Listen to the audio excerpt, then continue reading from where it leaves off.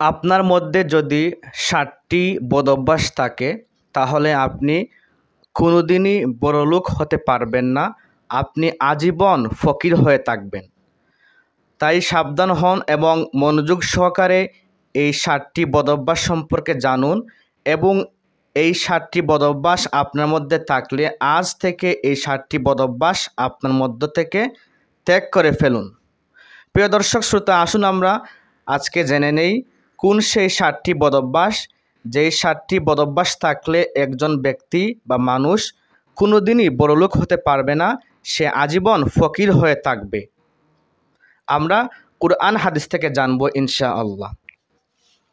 1 নম্বর হলো আত্মীয়দের সঙ্গে ভালো সম্পর্ক না রাখা। আত্মীয়দের সঙ্গে ভালো সম্পর্ক না রাখলে আপনি আজীবন গরিব থাকবেন। আপনার সম্পত্তিতে, আপনার টাকা পয়সায়, আপনার আয় রোজগারে কোনো বরকত হবে না। হাদিসে এসেছে, হযরত আবু হুরায়রা রাদিয়াল্লাহু তাআলা আনহু থেকে বর্ণিত, রাসূল সাল্লাল্লাহু আলাইহি ওয়াসাল্লাম বলেন, সপ্তাহে বৃহস্পতিবার, শুক্রবার বা গতরাতে আল্লাহর নিকট বান্দার আমলনামা পেশ করা হয়। আল্লাহ সবার আমল কবুল করলেও ওই ব্যক্তির আমল কবুল করেন না যে আত্মীয়র সঙ্গে খারাপ সম্পর্ক রাখে তথা ভালো সম্পর্ক রাখে না। মুসনাদে আহমদ শরীফের হাদিস। তাহলে আমরা জানতে পারলাম আত্মীয়র সঙ্গে আমাদেরকে ভালো সম্পর্ক রাখতেই হবে, নতুবা আমাদের সম্পদে আয় রোজগারে কোনো উন্নতি বরকত হবে না। অপরদিকে রাসূল করিম সাল্লাল্লাহু আলাইহি ওয়াসাল্লাম ইরশাদ করেন, লা ইয়াদখুলুল জান্নাতা কাতিউন, অর্থাৎ আত্মীয়র সঙ্গে সম্পর্ক ছিন্নকারী ব্যক্তি জান্নাতে প্রবেশ করবে না। তাহলে আমরা আজকের পর থেকে আত্মীয়র সঙ্গে ভালো সম্পর্ক বজায় রাখবো ইনশাআল্লাহ। 2 নম্বর হচ্ছে ইবাদতের জন্য জঞ্জাট মুক্ত না হওয়া, অর্থাৎ আপনি আল্লাহর বন্দেগী করার জন্য অবসর সময় না বের করা। এই বদঅভ্যাস থাকলে আপনি আজীবন ফকির থাকবেন। আপনার আয় রোজগার, আপনার টাকা পয়সায় কোনো বরকত, কোনো উন্নতি হবে না। আল্লাহ বলেন, হে আদম সন্তান, আমার ইবাদতের জন্য তুমি ঝামেলা মুক্ত হও। আমি তোমার অন্তরকে প্রাচুর্য দিয়ে ভরে দেব এবং তোমার দারিদ্র্য গুছিয়ে দেব। আর যদি তা না করো তবে তোমার হাত ব্যস্ততায় ভরে দেব এবং তোমার অভাব দূর করব না। তিরমিজি শরীফ হাদিস নং 2654। আল্লাহ পাক স্পষ্ট জানিয়ে দিয়েছেন যে আমার বন্দেগীর জন্য তোমরা ঝামেলা মুক্ত হও, অবসর সময় বের করো, তাহলে আমি তোমাদেরকে প্রাচুর্য দিয়ে ভরে দেব। এটা আল্লাহ পাক স্বয়ং নিজে বলেছেন। এবং যদি তোমরা তা না করো তাহলে আমি তোমাদের দুহাত ব্যস্ততা দিয়ে ভরে দেব। তাহলে আজকে পর থেকে আমরা যারা আল্লাহর বন্দেগী করার ক্ষেত্রে একেবারে গাফেল, আমরা এই বদঅভ্যাসটি ত্যাগ করব। আল্লাহর বন্দেগী করার জন্য আমরা অবসর সময় বের করব। বিশেষ করে 5 ওয়াক্ত সালাত আমরা সঠিক সময়ে আদায় করব। আমরা সময় বের করব। শত ব্যস্ততার মধ্যে আপনি 5 ওয়াক্ত নামাজ পড়ার জন্য সময় বের করবেন। 3 নম্বর হচ্ছে নিয়ামত পেয়ে শুকরিয়া আদায় না করা। এই বদঅভ্যাস থাকলে আপনি আজীবন ফকির থাকবেন। আপনার আয় রোজগার, সম্পত্তিতে কোনো বরকত হবে না। নিয়ামত পেয়ে শুকরিয়া আদায় না করা। আল্লাহ পাক পবিত্র কুরআনে ইরশাদ করেন, লা ইন শাকারতুম লা আযীদান্নাকুম ওয়া লা ইন কাফারতুম ইন্না আযাবি লাশাদীদ, অর্থাৎ তোমরা যদি আমার নিয়ামত পেয়ে শুকরিয়া আদায় করো, লা আযীদান্নাকুম, আমি তোমাদের নিয়ামত আরও বাড়িয়ে দেব। ওয়া লা ইন কাফারতুম, তোমরা যদি কুফরি করো, অস্বীকার করো নিয়ামত পেয়ে, নাশুকরি করো, তাহলে জেনে রেখো আমার আযাব বড়ই কঠিন। তাহলে আমরা আজকে জানলাম যে নিয়ামত পেয়ে আমরা আল্লাহর শুকরিয়া আদায় করব, আমরা নাশুকরি বান্দাবান্দি হব না।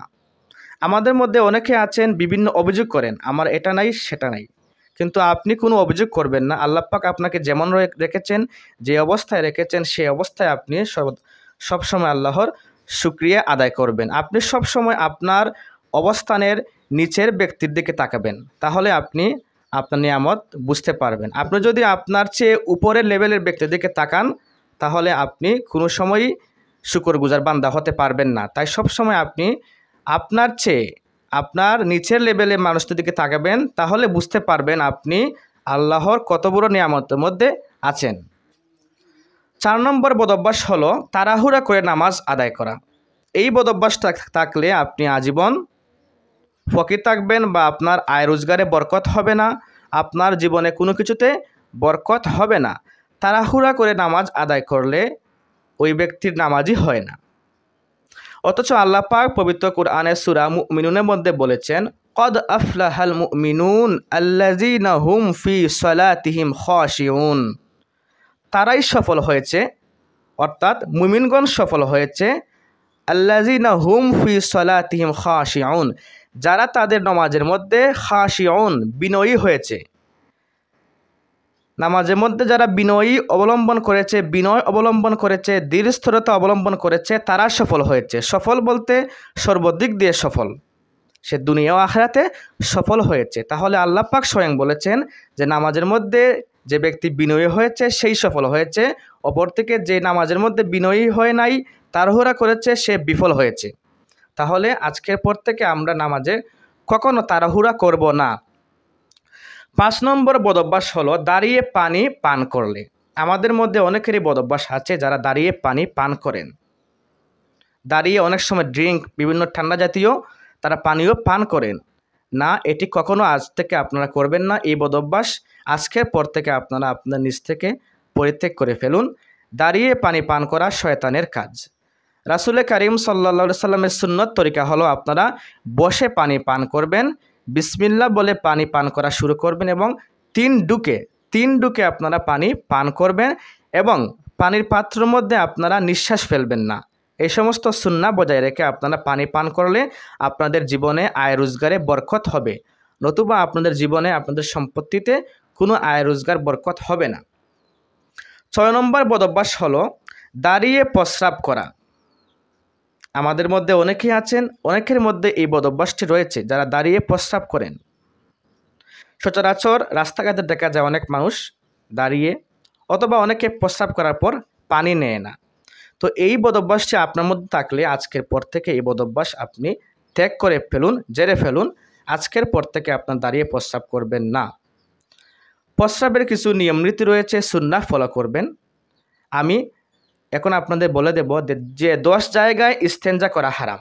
10টি জায়গায় ইস্তেঞ্জা করা হারাম।